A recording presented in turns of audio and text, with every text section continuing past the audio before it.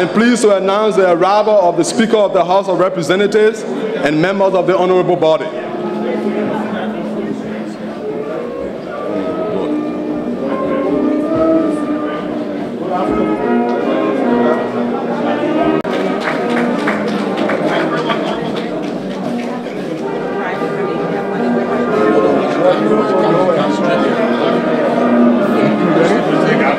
Mr. Speaker, Your Excellencies, distinguished ladies and gentlemen, at this time I'm honored and highly elated to announce the arrival of the Vice President of the Republic of Liberia, the President of the Senate, and members of the Honorable Senate.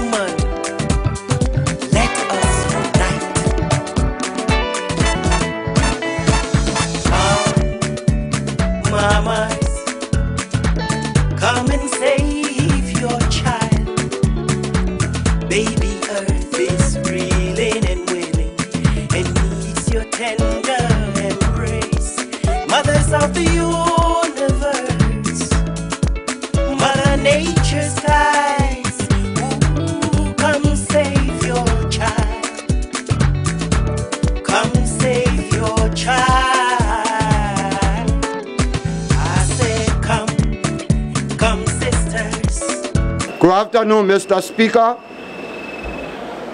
Honorable Alexander Tada, and members of the Honorable House of Representatives. His Excellency Ambassador Joseph N. Boakai, President of the Senate, and members of the Senate, Honorable ladies and gentlemen, I have the honor to announce to you the opening of the 5th joint session of the 53rd Legislature of the Republic of Liberia. For the purpose of Her Excellency Madam Ellen Johnson Sirleaf, President of the Republic of Liberia. President of the Republic of Liberia, 4th annual message to the 53rd Legislature of the Republic of Liberia. And now, therefore, this legislative joint session is hereby called to order, and it is hereby so ordered.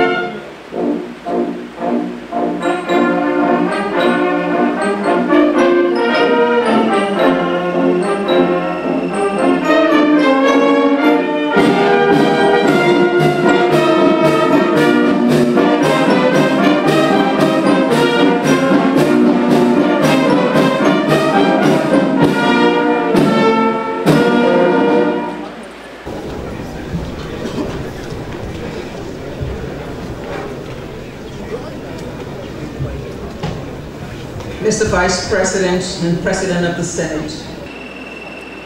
Mr. Speaker, honorable members of the legislature, Your Honor, the Chief Justice and Associate Justices of the Supreme Court and members of the judiciary, the Dean and members of the Cabinet and other government officials, Mr. Doyen, Excellencies and members of the Diplomatic Corps, Her Excellency, the Special Representative of the Secretary General of the United Nations, the officers and staff of the United Nations Mission in Liberia, the Chief of Staff, men and women of the Armed Forces of Liberia, former Chairman of the Interim Government of National Unity, Dr. Amos Claudius Sawyer, the Chairman of the ruling Unity Party, former officials of government,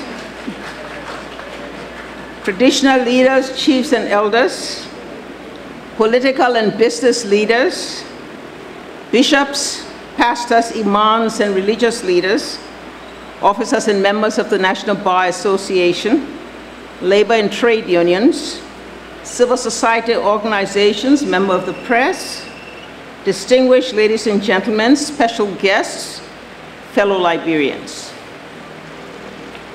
We assemble here today in compliance with Article 58 of the Constitution, which mandates the President on the fourth working Monday in January of each year to present the administration's legislative program and report to the legislature on the state of the Republic, covering the economic conditions, including expenditure and income. Our agenda during the course of this year was defined virtually by the Ebola virus, which threatened our very existence. Our hospitals and clinics, as well as our schools, closed down. People ran away from their families and homes. Our economy was on the verge of collapse as our citizens and nations were stigmatized. I can say today that despite all of this, our nation has remained strong, our people resilient, our commitment renewed, and our faith restored.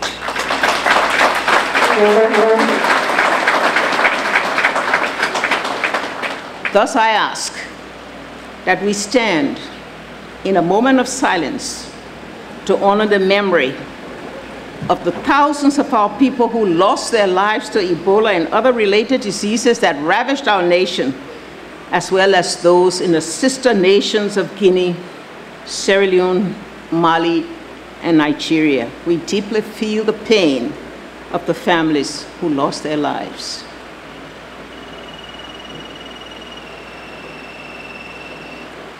Thank you.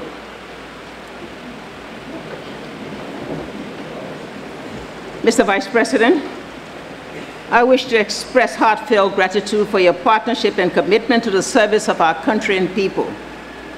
Mr. Speaker and honorable members of the National Legislature, I thank you And I thank the former President Pro Tem of the Senate for the able manner in which you managed the affairs of this august body, and for the spirit of cooperation and collaboration which we enjoyed from you during the year. We welcome you back. We welcome you back from your annual recess, and we congratulate the newly elected members as we hope and pray for a year of constructive dialogue in the interest of our nation and people.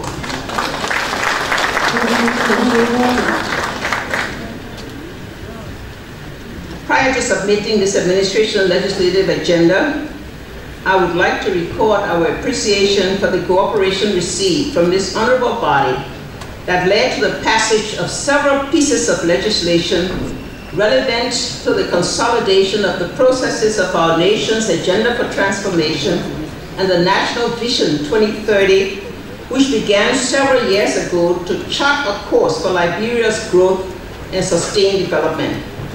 An examination of the various pieces of legislation revealed that they address challenges of governance, the economy, the rule of law, and our obligations as a responsible member of the international community.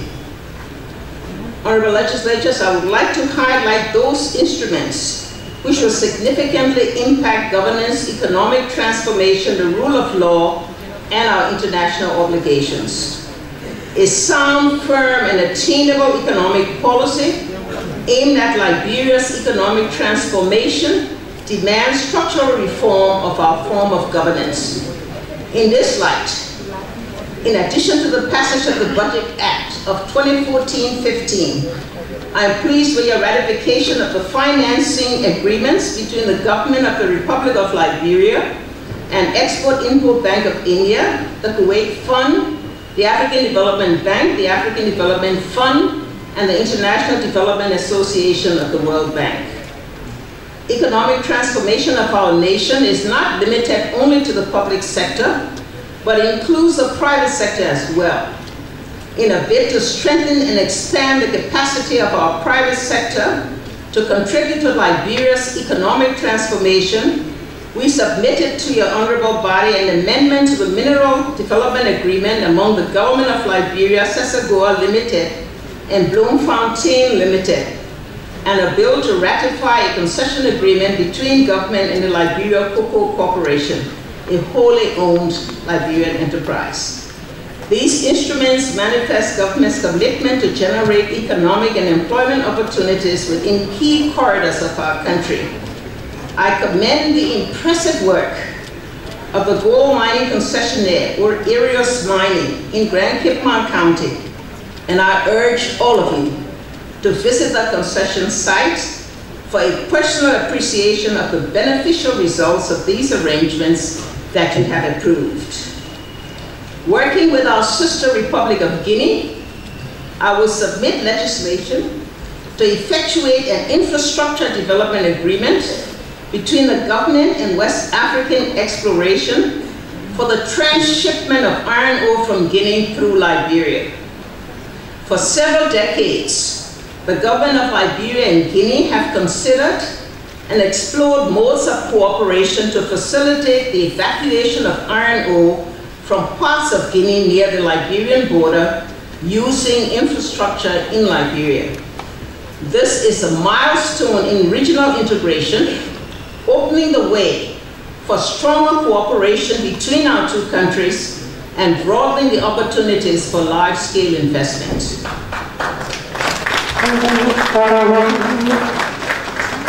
Thank you for enacting the Insurance Act of 2013 and the Payment Systems Act. I will submit additional bills to support the improvement of the regulatory environment and for financial services in Liberia. This will include a bill to establish a securities market in Liberia, a bill creating special economic zones, a bill to establish an energy law to govern the energy sector, a bill to repeal appropriate sections of the executive law, dissolving the Liberian Produce Marketing Corporation and establishing the Liberia Agriculture Commodity Regulatory Authority. We we have already placed before you a Small Business Act to spur the growth of Liberian entrepreneurship and develop the Liberian middle class. In keeping with our commitment to protect and preserve the environment, I will also submit a bill to establish the Ebola National Park and the National Wildlife Conservation and Protected Areas Management Law. I also ask you to consider passage of bills to establish the Rubber Development Fund and the Axle Load Act. These bills will impact the level of commercial activity and further empower our people.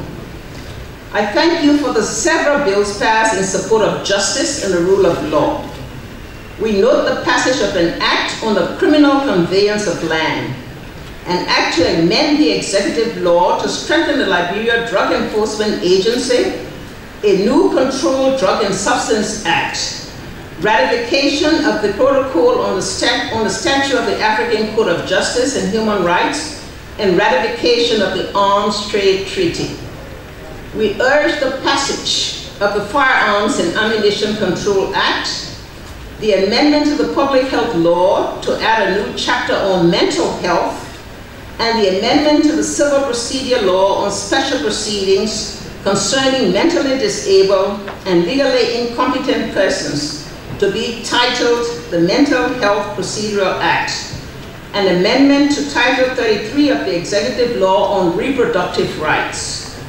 We will submit a bill outlining procedures for the exercise of the constitutional authority for expropriation and a bill creating Criminal Code F as a specialized code for economic crimes of corruption.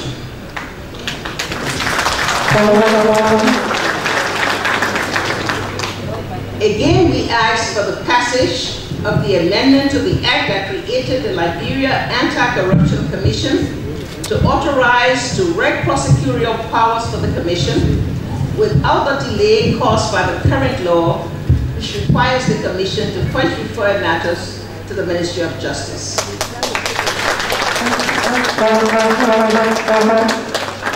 Under your leadership, Mr. Vice President and President of the Senate, a significant number of international agreements and treaties were ratified, all of which demonstrate Liberia's commitment as a responsible member of the Committee of Nations. I'm especially pleased with the ratification of the protocol establishing the Community Court of Justice for ECOWAS, which now makes Liberia a full-fledged member of the ECOWAS Court, and which served as a precursor to Liberia's filling a vacancy at the highest rank of the court. During this session, we intend to submit additional international treaties, conventions, protocols, and agreements for ratification with international organizations. I will submit a number of legislation that will improve governance, a bill to establish the Liberian National Tourism Authority, and a new Local Government Act. An act to amend the charter of the University of Liberia. A bill to amend the act creating the National Commission on Higher Education. A bill to grant autonomy to the Liberian Board for Nursing and Midwifery. An amendment to Liberia's Refugee Repatriation and Resettlement Commission Act to expand provisions for refugees and make provisions for asylum seekers and stateless persons. Both bills are already before your honorable body. Honorable Legislature, we will once again ask your consideration of the act to permit dual citizenship, which enables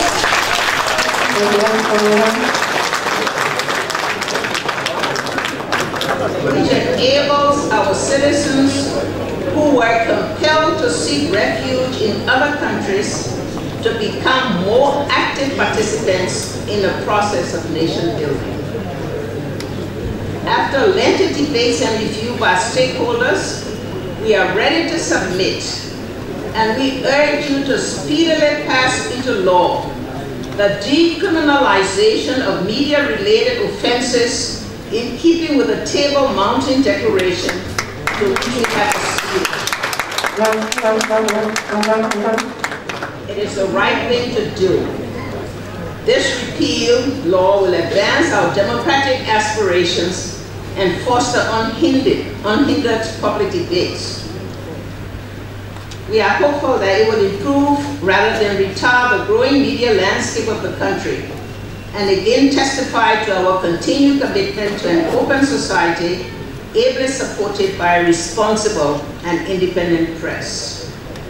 Mr. Speaker, honorable members of the legislature, I issued 14 executive orders extending or renewing previous executive orders that dealt with, amongst other things, waiver of taxes and tariffs on anti-malaria commodities and products, exemption of government entities from custom duties on certain products, delimitation of Liberia's maritime zone. The executive orders also extended the tenure of the Land Commission, continued the moratorium on public land sales, and the establishment of a task force against the encroachment on beachfronts, waterways, and wetlands. Honorable Speaker and distinguished members of the legislature, since 2006, Liberia's growth rate increased, reaching a level of 8.9% in 2012, with the potential for double-digit thereafter. In 2013, growth rates fell to 8.3% on account of the global economic downturn and its effect on global prices of primary commodities. In 2014, the Ebola virus struck, negatively impacting not only our health and social systems, but our economy. Sharp declines in domestic food production, mining activities, cross-border trade, transport services, and hospitality led to a dramatic decline in our growth rate, from a projected 5.9% to an initial 0.4%. Although later revised to 1%, the future of growth is still severely challenged. If we are to achieve our development goals as outlined in the Agenda for Transformation and reach the long-term average growth rate of 8%, radical changes will be required in the structure of our economy for increased investment in the productive sector of the economy and in our governance structure and processes. The decline in economic activity resulted in reduction in domestic revenue collection and a sharp increase in government expenditure. Original revenue was revised downward by US 86 million from 559 to 473 million, while expenditure demand increased by 152 million. We introduced tight fiscal measures with expenditure cuts in discretionary activities, thereby reducing the fiscal gap by 33 million. We also introduced mitigating measures to lessen the impact of the downturn. These included foreign exchange rate stabilization, payment of salaries and wages of civil servants on time, ensuring commercial banks' liquidity by settling payments to road contractors and other service providers, and ensuring availability of essential commodities such as rice and petroleum. In spite of the numerous challenges, revenue of US 570.2 million was collected, representing 4% increase in tax revenue and 14% increase in non-tax revenue. This included 12.8 million from state-owned enterprises. The Liberian Revenue Authority commenced work on July 1, 2014. Our hope is that with better governance, leadership, and an incentive structure, our tax administration will significantly improve revenue performance. This will require cooperation and support from government officials and political authorities, accepting that just as we pursue ordinary people and business to pay their taxes, the same treatment will be extended to officials of governments in all three branches of government,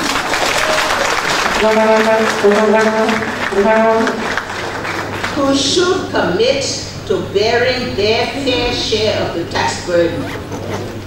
This is the only sustainable way to finance our national development and improve service delivery to our people. Expenditure for the period totaled $530.7 billion, an increase of 10.6% over the previous year. Recurrent expenditure totaled $363.5 million, of which wages and salaries claimed $206.8 million, or 39%, and goods and services $156.7 million, or 30%. These two items continue to crowd out the fiscal space required for capital expenditure to expand the economy. Capital expenditure in the public sector investment plan include US $230 million for the Mount Coffee hydroelectric plant and $66 billion for 3 HFO plants, and an additional $200 million was directed to the West Africa Power Pool project between Cote d'Ivoire, Liberia, Sierra Leone, and Guinea, as well as settlement to various contractors for road works. Loans contracted from external sources totaled approximately $138.26 million and approximately $19.95 million from domestic sources.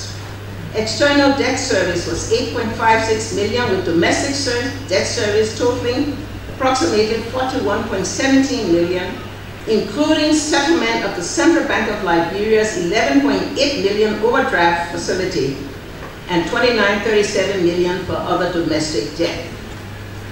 Honorable Speaker and distinguished members of the National Legislature, mindful of the past, we are careful to exercise caution in contracting debt. Working with our key development partners, a medium-term debt strategy was adopted as an essential tool in accounting for and analyzing the costs and risks associated with borrowing and ensuring a balance with funding needs. In this manner, debt sustainability is assured. The total debt stock increased from $628.45 million to $759.46 billion, of which $219 million is owed to the Central Bank of Liberia. This represents 22% of GDP. Honorable Legislature, it is considered ironic by our partners who have granted us significant debt relief that we are unable to convince our own public institutions and private sectors who have made significant profits over many years to act similarly by relieving us of the debt incurred many years ago under other administrations. Our development partners have been good friends, not only in the fight against Ebola, but in our overall development progress over the past 10 years. Prior to the Ebola outbreak between January and June 2014, our partners committed a total of $197.6 million in official development assistance to support our agenda for transformation. About 2/3 of that amount was invested in the economic transformation pillar to support important infrastructure. Disbursements were significantly reduced during the second half of the year due to the Ebola outbreak.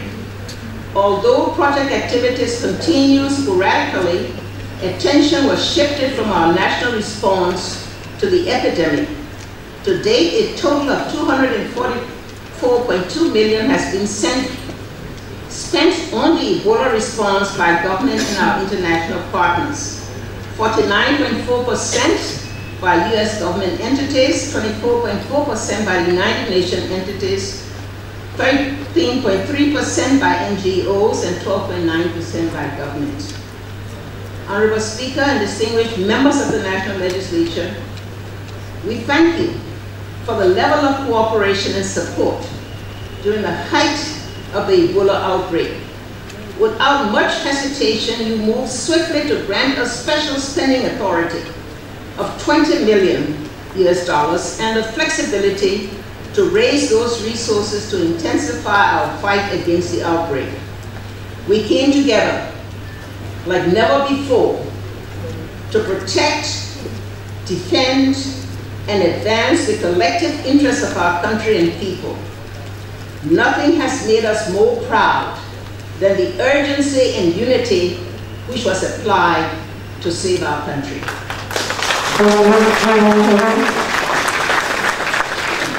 Under the authorized spending of $20 million, government contributed $9 million to establish the Ebola Trust Fund and $6 million for the restoration of basic health services for a total of $15 million. Honorable Speaker, distinguished members of the National Legislature, fellow Liberians, NGOs operating in Liberia continue to be very strong partners in our development work. The speed and effectiveness of response during the Ebola outbreak made tremendous contribution to our national effort. Last year, I announced several policy measures on the operations of NGOs that are intended under a compliance and regulatory environment to strengthen them for proper transparency and accountability of the resources they receive and the results they produce. The Ministry of Finance and Development Planning is to ensure implementation of those measures by finalizing the NGO policy guidelines and re-registration process to be announced by the end of the first half of this year.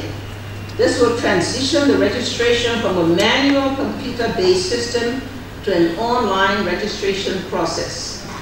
This process will enable NGOs to properly account for their operations at the local level where they work, allowing local government to have real-time information on what NGO is doing and where. This is consistent with our new drive to deconcentrate and decentralize the delivery of service and to foster greater accountability to local government and citizen structures by the NGOs operating at the local level.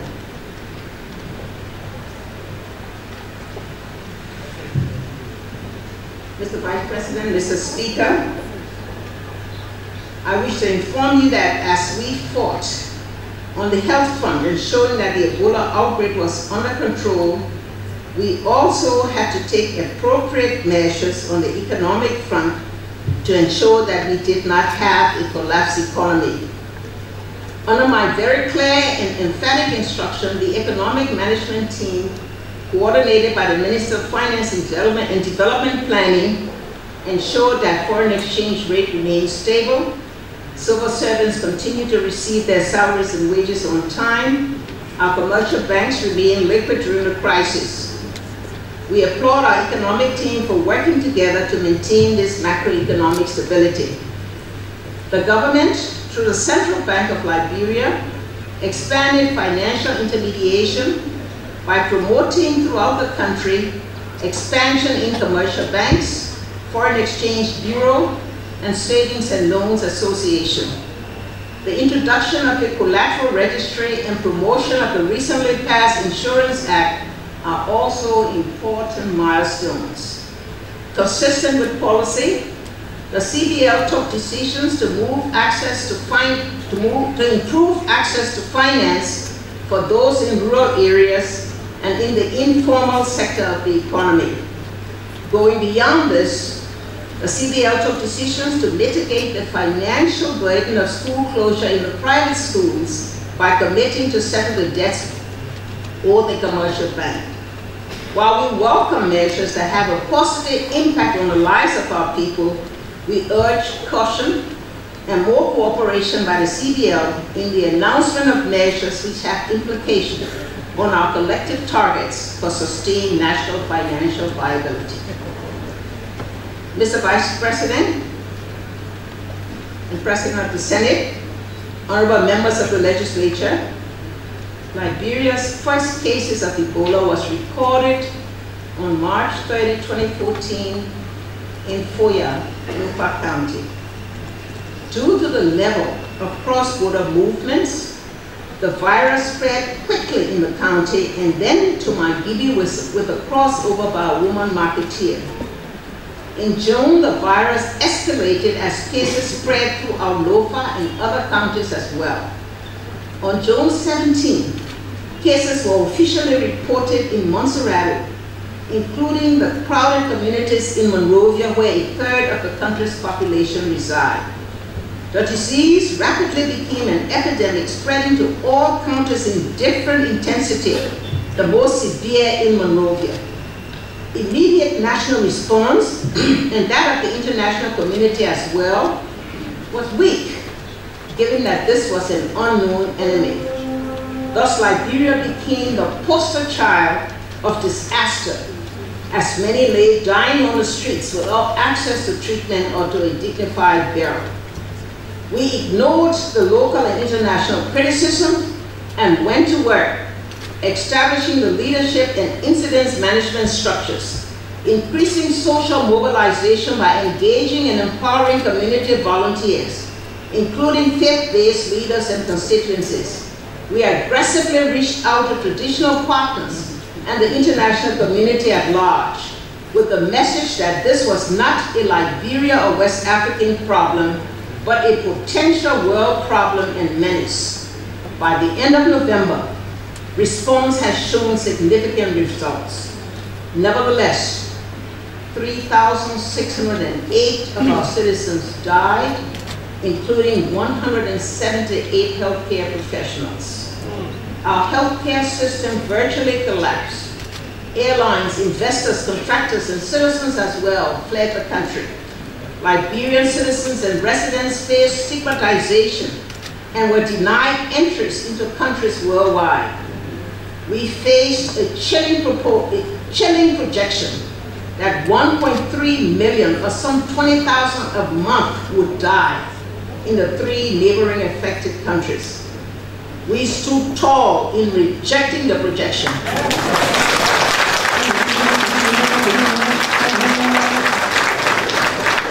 And called for strong collective national action that would lead to 0 new cases by Christmas, a target date changed by health officials to end year. In his report dated January 12, 2015, to the President of the General Assembly, the Secretary General of the United Nations reported, quote, on 31st December, for the first time in months, no new cases were recorded in Liberia.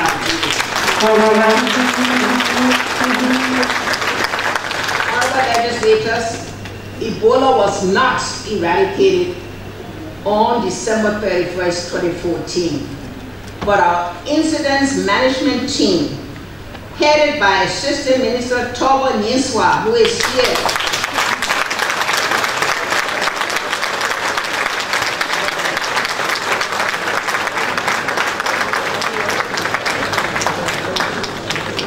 there you are.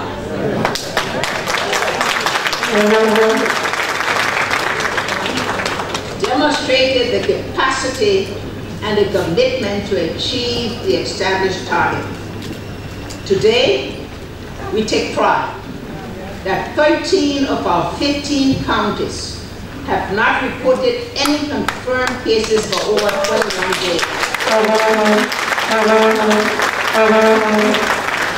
Loka, the epicenter of the virus, has had no new cases for over 70 days.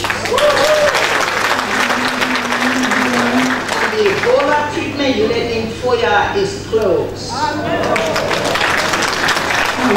103 beds in 6 community care centers and 13 of the 9 constructed Ebola treatment units, which are currently operational, have only 47 patients. We had an average of only 1 to 2 new cases a day in the only 2 affected counties, Montserrat and Grand Cape Mount County.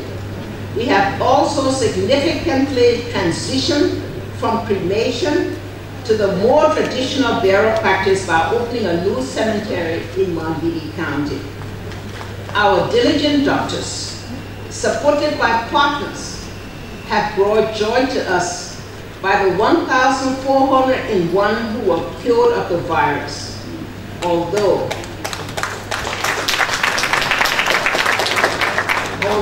many have left behind the 3,000 orphans who now require government love and care.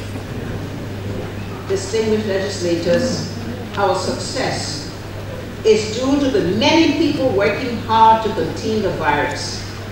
The health professionals, the community volunteers, the civil society organizations, the religious institutions, our armed forces, officials of government, national and local, the legislature, the judiciary, all of whom were participants in the task force that was initially established. We owe a lot to our foreign partners who sent human and material support, who constructed and managed treatment centers, who provided financial resources, who advocated and encouraged us, the United Nations family through UNMIR, key traditional partners, and many others who joined them, the full listing of which will be given in the executive report. We want to pay tribute to our African brothers and sisters, to the countries that stood by us and came to our rescue when everything seemed to be lost. We want to also express our gratitude to the international community for standing by us in global solidarity as we face this deadly disease. I wish to express particular gratitude to President Goodluck Jonathan, the people and government of the Republic of Nigeria, who came to our help financially and professionally, notwithstanding the fact that they lost loved ones because one of our citizens traveled there with the disease and infected many of their people. Nigeria again proved its leadership on the continent and continued solidarity with the people of Liberia whenever we face life-threatening difficulties. We thank you.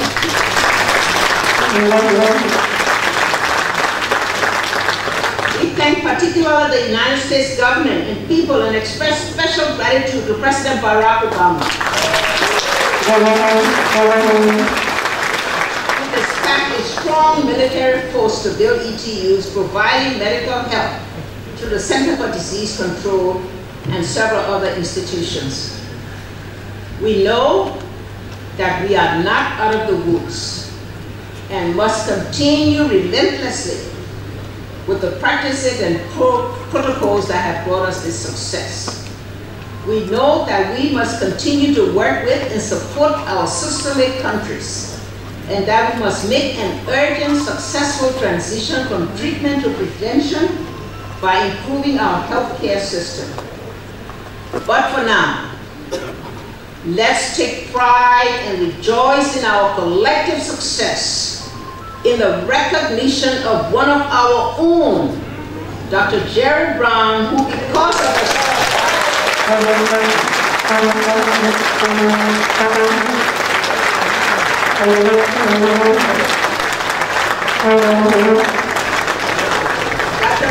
Dr. Brown is on mission in Geneva, but because of his exceptional service, he was named Time Magazine Person of the Year.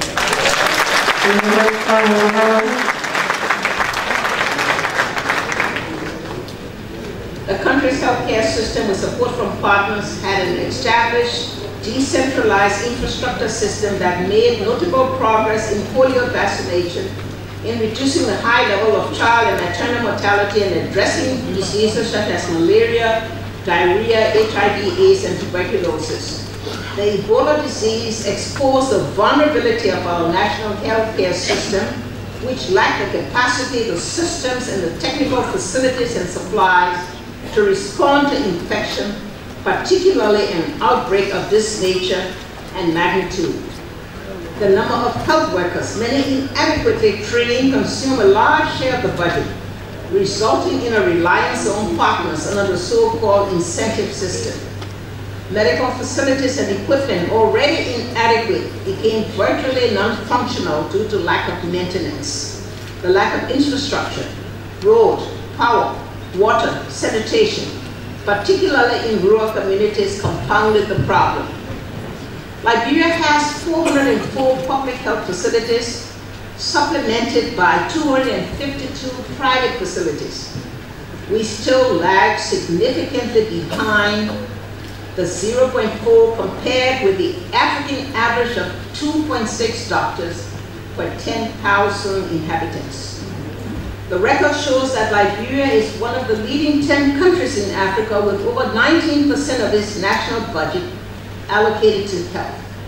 However, the exposed condition of our health delivery system speaks to the need for sound structure and systems which go beyond professional medical capacity.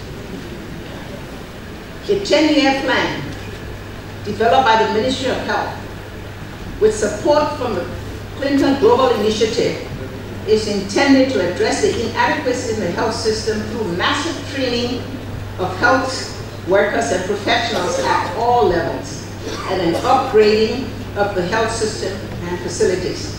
The plan, which was formulated before the Ebola crisis, is under revision to provide a roadmap for transiting from the treatment of Ebola to a robust healthcare system that will have facilities for infection control, thus preventing a recurrence of the virus and ensuring better healthcare delivery to our people. Education remains a #1 priority in the development of Liberia and the most difficult to show positive results in the short term. Statistics for the year 2013 show that there were 5,181 schools, 3,074 public and 2,007 private, with enrollment of 1,500 students, 800,000 boys, 700,000 girls throughout the country. We have thus succeeded in the achievement of quantity goals by increased enrollment, but quality of education has declined even further, evidenced by the failure in the entrance exam to the University of Liberia and in the wired exams, which have been set at substandard level for Liberia. The problem of education goes deeper and beyond the lack of qualified teachers, the lack of facilities and supplies, and the lack of incentive. The vastness of this challenge and the implication to our overall development effort compel all of us to come together to formulate bold strategic action to fix it. This is a must for the future of our country and for the education of girls who do not go beyond middle school and are at risk of exploitation. To solve this problem, we hereby announce a program to be implemented in the next fiscal year that will offer financial support to all girls willing to remain in school until the completion of high school.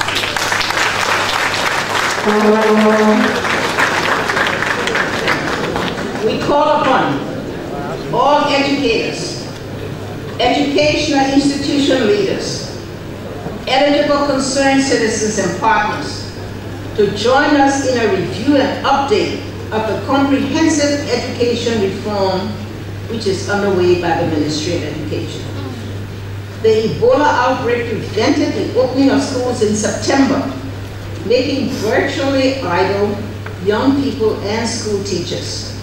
Effort was made to introduce radio instruction, and many parents tried to organize selective private sessions, while a large number of the more advantaged sent their children to school abroad.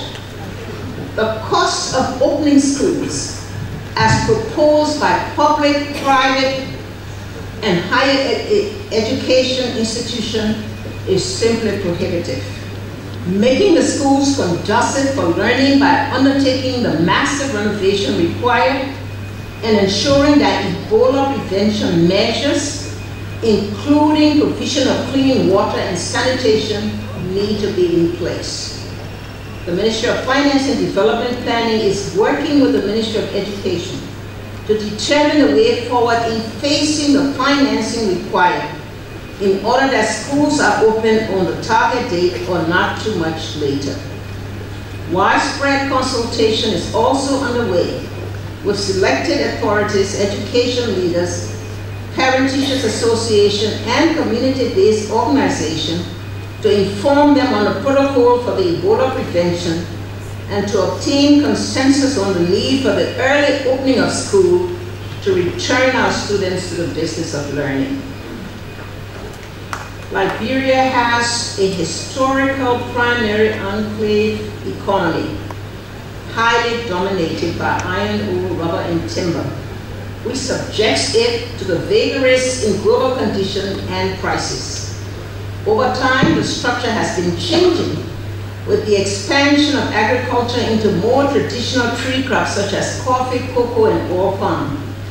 Essentially, production of crops come from individual and small entity holders with limited capacity to produce on the scale that leads to industrialization.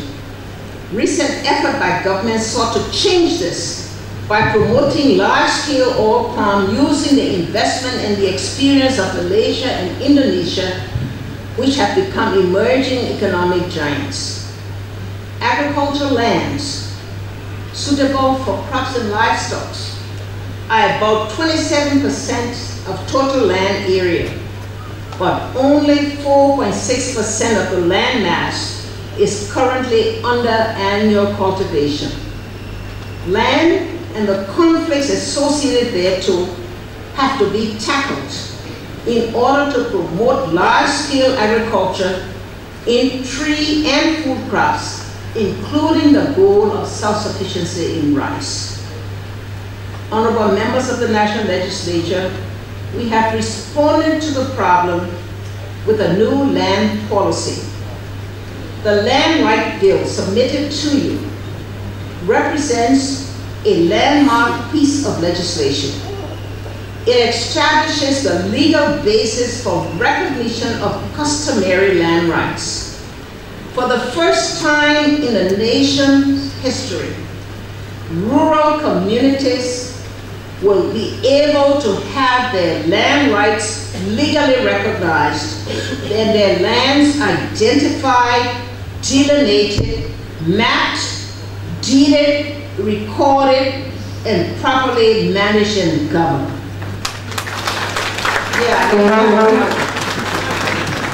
Implementation and enforcement will be helped by the Criminal Conveyance of Land Bill, which curtails fraudulent land sales and enhances access to land tenure security. These instruments are critical to our social, political, and economic development and are consistent with our development program. Forestry has been a major contributor to the economy in terms of revenue and job creation. Liberia, which has 43% of the biodiversity in the West Africa region, has come under intense pressure to conserve our forests, thereby contributing to the reduction in carbon dioxide's negative effect on rapid climate change. Our adoption of new policies that sought to balance conservation, commercialization, and community rights have proved less than fully satisfactory. We have gone one step further by concluding a landmark letter of intent with the Kingdom of Norway, which will provide funding as a contribution to revenue and building of capacity in the Forest Development Authority.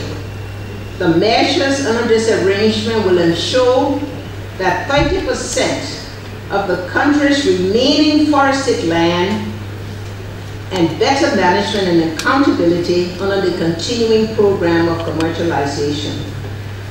Iron ore mining, the historical largest export earner, is experiencing severe stress due to declining global prices. Suspension of activities on account of the Ebola disease exacerbated the situation, leading to a postponement of phase 2 of the ArcelorMittal operation that would have increased production from 5 to 15 million tons per annum. The loss of royalty revenue and jobs from this sector will require your full cooperation in measures that will be proposed to you on our economic recovery plan. Gold and diamond mining are largely underdeveloped and limited to informal, artisanal, and small-scale operations that are filled with illegal aliens. A project, formalization of artisanal and small-scale miners, we seek to establish a well-structured sector that will be managed for sustainability and income generation has received funding and is scheduled for implementation early this year. The 2000 Petroleum Law established the National Oil Company with 30 oil blocks off the Liberian coast. Reform of the sector started in 2011 with the development and subsequent endorsement of the petroleum policy. Nationwide consultations resulted in a new Petroleum Law 2013. The next step is to formulate draft acts on local content and petroleum revenue management.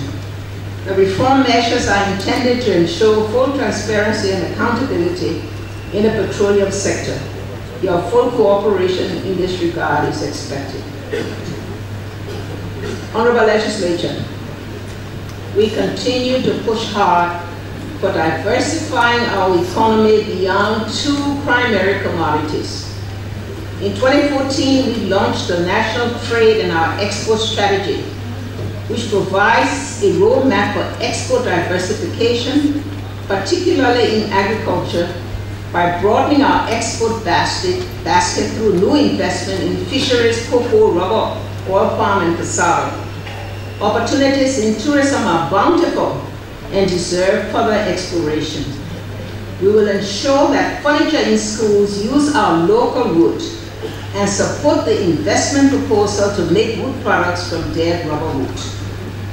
I thank you again for passing the Small Business Empowerment Act, which calls for 25% of all government purchases to be set aside for Liberian-owned businesses.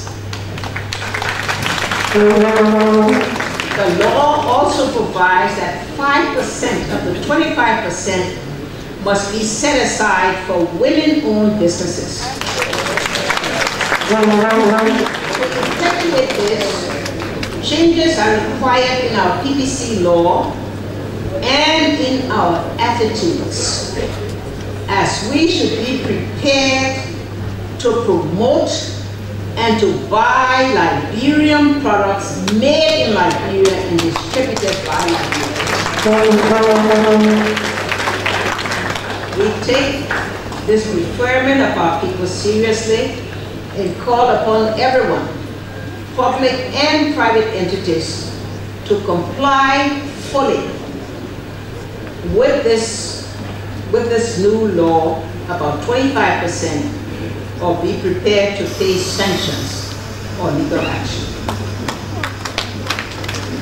In further empowerment of our people, I ask everyone to join in promoting the Wear Your Pride campaign that will require all government employees to wear at least once a week, preferably Friday, clothing made in Liberia from Liberian products.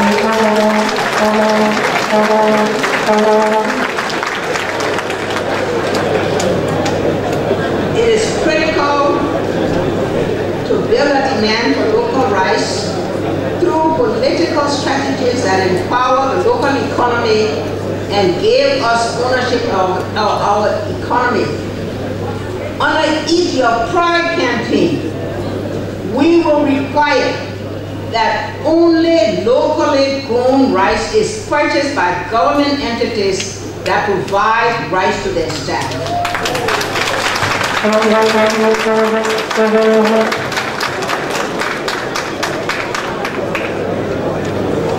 The local content bill now being drafted will ensure a minimum Liberian participation through joint ventureship or subcontracting in several areas of national development activity. Honorable Legislature, the record is clear that the government, out of its own resources, domestic or contracted, has constructed throughout the country over 10,000 kilometers of primary, secondary, and feeder roads, 650 of which has been paved. The record shows that this is more than that done by all previous governments combined.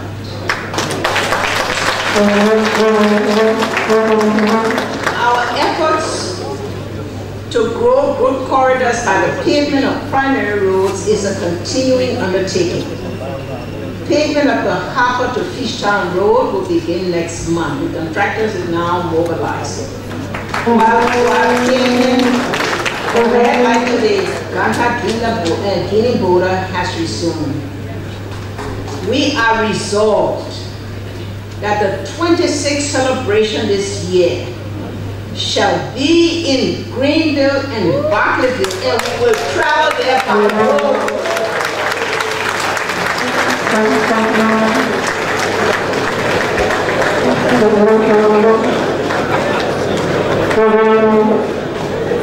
Development and operational activities at the three major seaports, Monrovia, Buchanan, and Sino, made impressive progress in terms of ship service and revenue generated when Ebola struck. We will conclude action for the development of the Buchanan port under a proposal from the French company Bolloré and the Sino port under a proposal from the Dutch company APM, which manages the free port of Monrovia. RIA will be modernized. We have concluded arrangements for the construction of the runway, and we have invited proposals for a public-private partnership that will transfer the development and management of Roberts International Airport to a foreign investor which has similar operations in an ECOWAS country.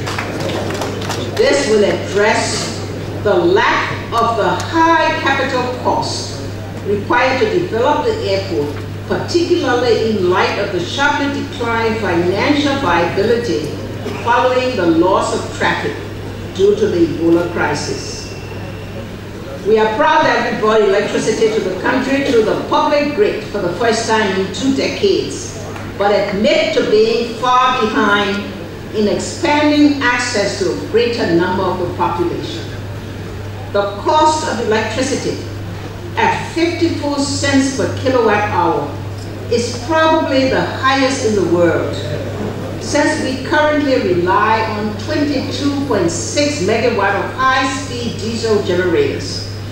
The capital cost of power, $230 million for the Mount Coffee Hydro, and aggregate $66 million for the 3 heavy fuel oil units. Very high. Once installed, these units will cause a progressive decline from the current cost of 54 cents to roughly 15 to 20 cents. This will also remove a major constraint in our plans for value added to some of our primary products and to overall diversification of the economy. This will also lead to significant expansion in the number of customers, both in the Monrovia Consolidation Program as well as the 18 communities in the Southeast. Just today, we received approval from BIDEA for an additional 10 megawatt HFO that will also add expansion to our electricity program. Lack of energy is the major constraint to our development, and have based our program for support from the Millennium Challenge Corporation on the removal of this constraint.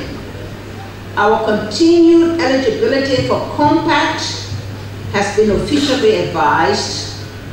After 3 years of meeting the rigorous indicators in economic freedom, investing in people, and ruling justly, we expect to conclude the first phase of the Compact and the financial support which comes from that before the end of this year.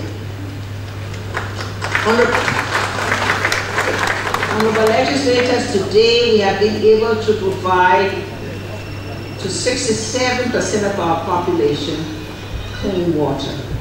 We have also increased the supply of water from 4 to 6 million gallons a day.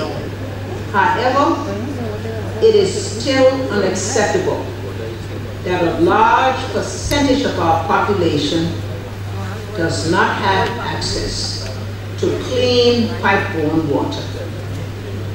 This needs to be addressed, and we intend to to allocate resources under the County Development Fund to correct this.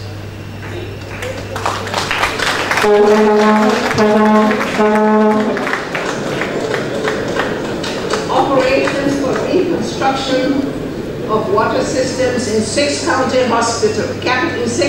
capitals that have been stalled due to the Ebola crisis will soon resume. This will considerably improve access to this life-saving resource.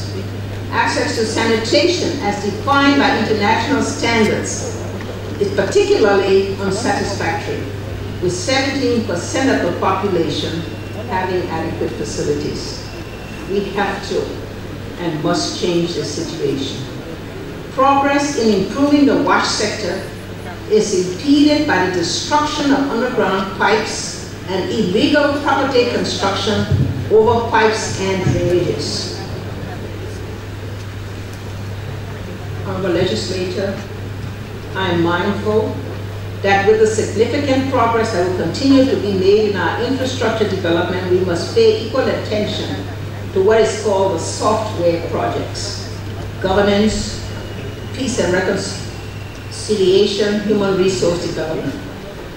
Under governance, we will focus on completion of the Constitution reform process, which would require your legislative endorsement by June 15, thereby enabling us to hold a national referendum by mid-2016. Similar action will be required to conclude our well-conceived and advanced reform in public sector and public service reform and decentralization. The restart of the Palawa Hut is a must for the reconciliation with support given to the Independent National Commission on Human Rights, which has prime responsibility to guide this important and long-delayed process of peace building. The institutional arrangements for the establishment of the Palawa Hut is to be concluded within the next 3 months with my full participation in all aspects as required. We must also accelerate implementation of the roadmap for national healing, peace building, and reconciliation, which has been validated by civil society and is supported by the UN Peace Building Fund through the Ministry of Internal Affairs. In 2 weeks, we will celebrate another Armed Forces Day, when our gallant men and women in arms will demonstrate their professionalism and will reconfirm proudly the readiness of the Engineering Battalion to support our construction of public works for national development, just as they did in collaboration with the U.S. Armed Forces during the Ebola crisis. Other security services will also be there to remind us of the shortcomings in our preparation for the unreal transition that is targeted for mid-2016. This means we must accelerate our efforts and provide significantly more support to meet the training and logistical targets for all security units, particularly the Liberian National Police and the Bureau of Immigration and Naturalization. Mr. Vice President, Mr. Speaker, honorable legislators, some 68% of Liberian population of 4 million are youths between the ages of 15 and 25. Many of our youth have not had the opportunity for formal education beyond the primary level and lack skills for sustained formal employment. They thus represent a large portion of the vulnerable unemployed who are forced to drift from one temporary job to another. Our Liberian Youth Employment Program, launched in March 2013, provided 1-year employment for over 3,000 youths. They work to improve water and sanitation in 26 cities in the 15 counties. The program was temporarily suspended due to lack of funding, but negotiations with the World Bank are well advanced to provide funding for 25,000 youths to support the remaining component of the program, which includes work in ICT, road maintenance, agriculture, health, and education. Similarly, the Beach and Waterways program, initiated by the Maritime Authority, which provides employment to 2,000 youths, will continue, which will give added benefits of clean beaches for our youths. These efforts can be considered only temporary, as we must invest in skills training. We will support technical and vocational education by expanding the facilities and capacity of the Booker Washington Institute. The concessions will be asked to support the establishment of technical training facilities within their operations. The opening of the Monrovia Vocational and Technical Facility with partnership funding will prepare more of our youth for gainful employment. Under the Project Economic Empowerment of Adolescent Girls and Young Women, some 3,500 young women and 1,000 adolescent girls have been trained. Most of them have been employed, and over 2,300 have opened their own small businesses. All of this is not enough, as we have yet to solve the serious problem of rape, prostitution, and the low level of retention in school. We are forging partnerships with religious institutions to expand their boarding facilities. The government's pilot boarding facility at Batala, which accommodates 125 girls, is under renovation for opening in March.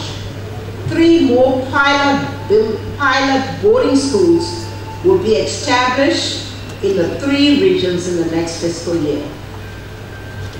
Trafficking of girls is a crime against humanity. Trafficking of human beings is a crime against humanity. We will revisit existing policies and work with the judiciary to impose harsh punishment for convicts and for those who abuse the privilege of living in our country.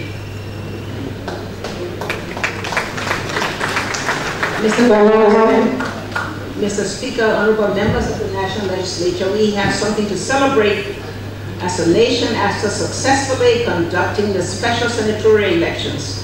We once again register appreciation to the National Elections Commission, all political parties, independent candidates, voters, and the pool of local and international observers whose participation added value to the process. The media is a very critical ally along the path of good governance. The government's partnership with the media has been open, frank, and sometimes rocky, but mutually independent. Never before has our country seen an aggressive, thriving, and outspokenly critical media landscape admit the abuse in the name of freedom.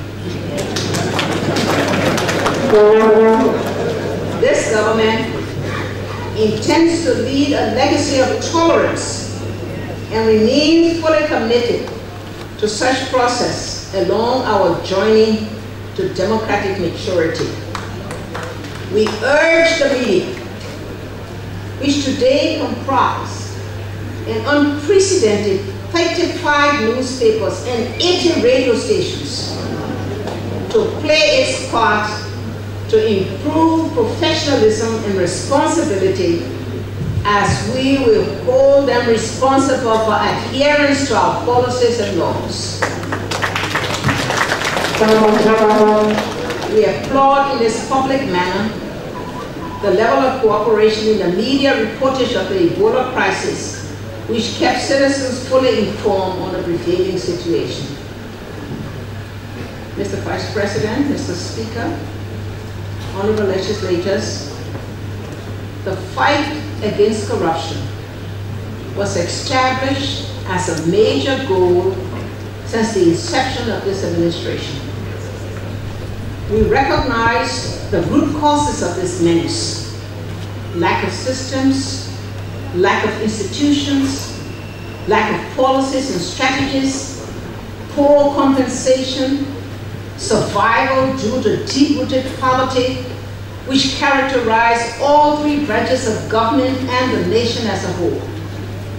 We made good progress in addressing these deficiencies by establishing integrity institutions, General Auditing Commission, Liberia Anti-Corruption Commission, Public Procurement and Concessions Commission, Internal Audit Agency, Liberian Extractive Industry Transparency Initiative. We made even greater progress in developing the systems and improving the level of compensation for all public servants at all levels. Our performance indicators improved aggressively. Transparency International recognizes. As a competitor in the US program, Millennium Challenger Corporation, we passed consistently for the past 3 years the Index on Cooperation, which is a single determinant of continuation in the program. Honorable legislators, we must continue this fight against corruption through prosecution of person accused of these malpractices. Our development programs, roads, power, water, housing, better pay for civil servants are at risk if we do not do this.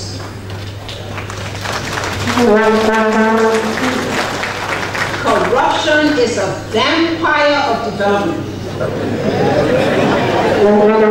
and an obstruction to progress.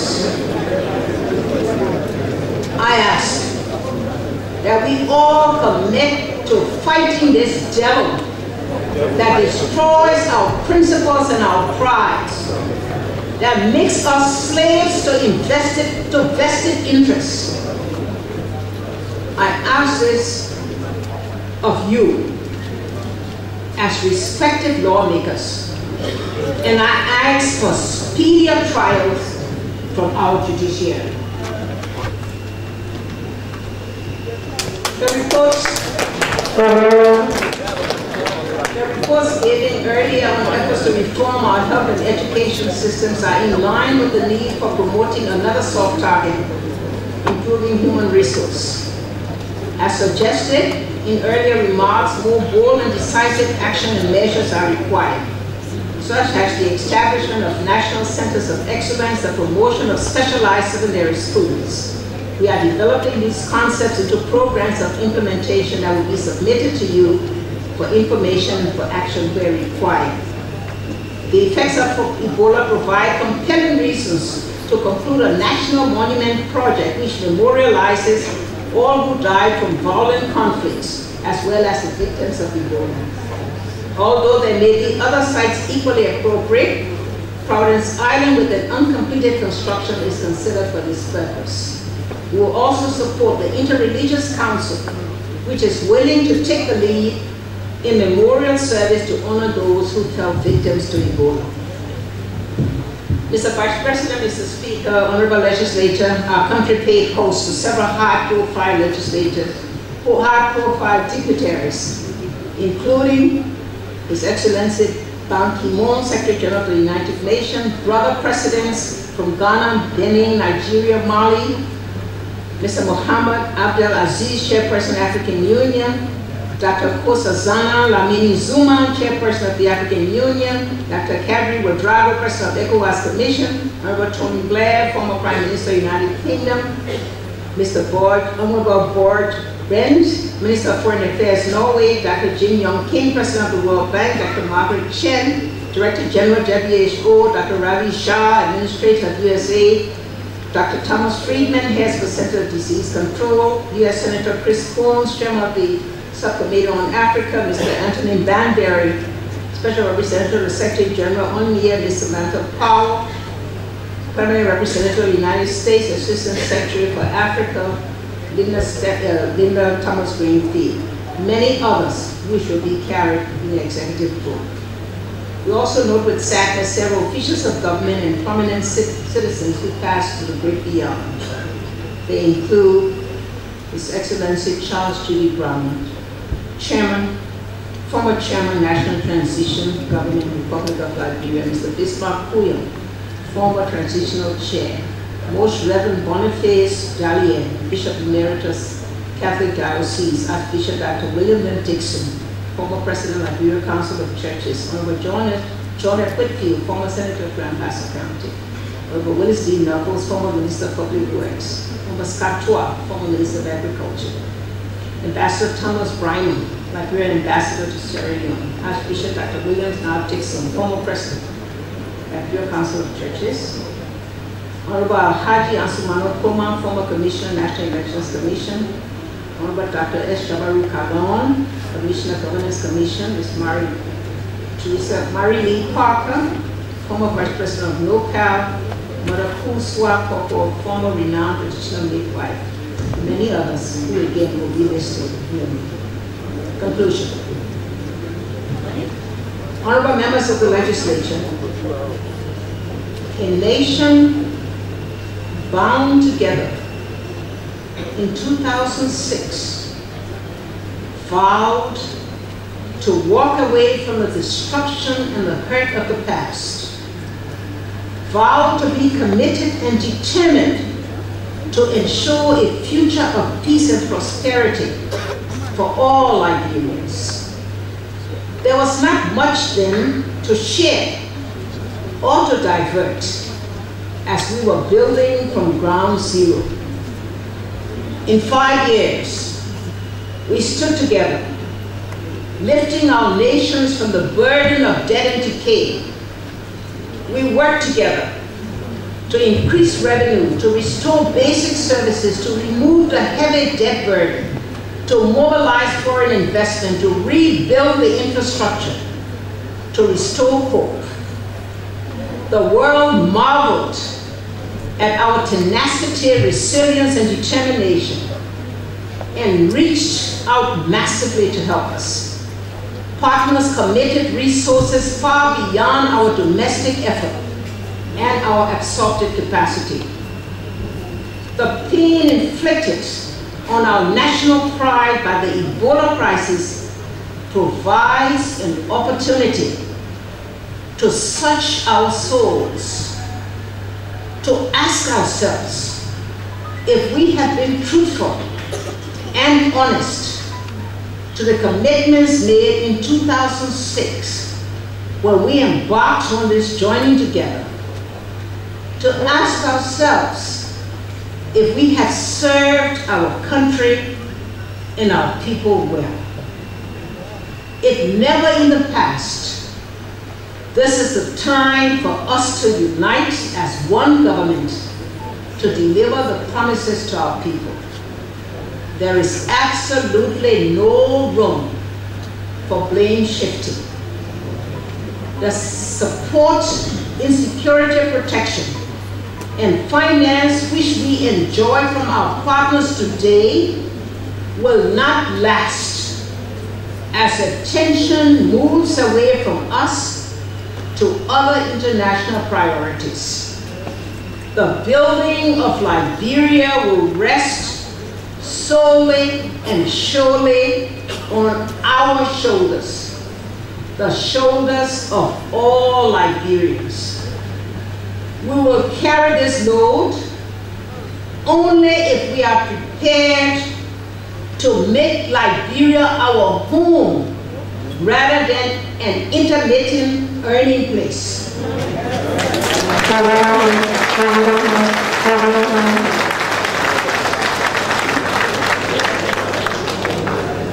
Only if we give back to our country's development the resources taken away from it. I firmly believe that God will give us the strength and the courage to walk boldly into the next few years with a renewed spirit of peace, reconciliation, and commitment to country. We are defeating Ebola, and the same spirit of unity and patriotism will enable us together to blow the winds that keep Liberia rising. May God bless Liberia and save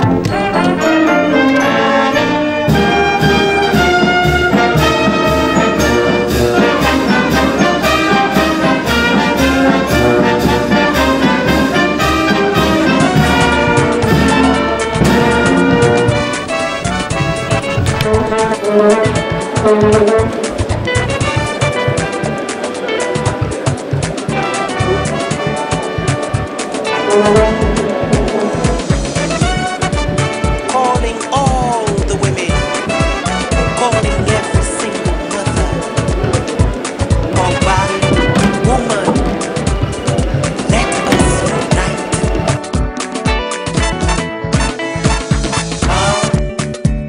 Mamas, come and save your child. Baby Earth is reeling and wailing and needs your tender embrace. Mothers of the youth,